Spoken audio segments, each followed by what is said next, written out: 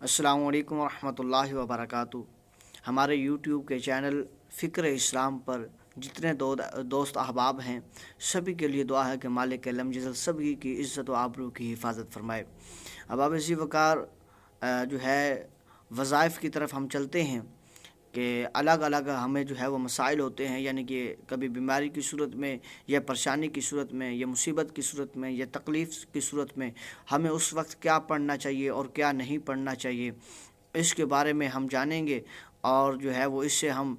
رہنمائی حاصل کریں گے۔ احباب ذی وقار، اگر کوئی بندہ دین سے غافل ہو جاتا ہے، سیدھے راستے سے بھٹک جاتا ہے یا برے افعال میں مبتلا ہو جاتا ہے تو اس کے لیے کیا کرنا چاہیے؟ یعنی کہ ایک بندہ پہلے نماز پڑھتا تھا، اب اس نے نماز پڑھنی چھوڑ دی، پہلے وہ روزے رکھتا تھا، اب اس نے روزہ رکھنا چھوڑ دیا، پہلے وہ اللہ اللہ کرتا تھا، ذکر اللہ کی محفل میں جایا کرتا تھا، اب وہ ان محافل میں جانا اس نے چھوڑ دیا، پہلے وہ مسجد کے ساتھ محبت کرتا تھا، اب وہ مسجد میں محبت کرنے سے وہ رہ گیا، مسجد میں جانے سے وہ رہ گیا، مسجد کی صفائی ستھرائی سے وہ رہ گیا، پہلے والدین کی خدمت کرتا تھا، اب وہ والدین کی خدمت نہیں کرتا، پہلے استاذوں کی، عالم دین کی، مفتیان اکرام کی، اولیاء الزام کی وہ خدمت کرتا تھا، ادب و احترام کرتا تھا، اب وہ ان سب سے جو ہے وہ دور ہوتا جا رہا ہے۔ اس کے لیے کیا کرنا چاہیے؟ اس کے لیے کون سا طریقہ کار اپنانا چاہیے جس سے وہ راہ راست آ جائے، جس سے وہ سیدھے راستے پر آ جائے؟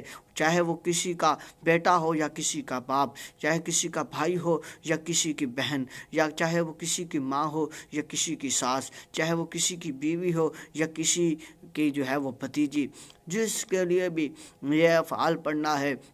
یعنی کہ وہ دین کے راستے سے، اسلام کے راستے سے دور ہو جا رہا ہے اور نیکی کے راستے سے ہٹتا جا رہا ہے، اہدنا الصراط المستقیم سے دور غافل ہوتا جا رہا ہے، اس کو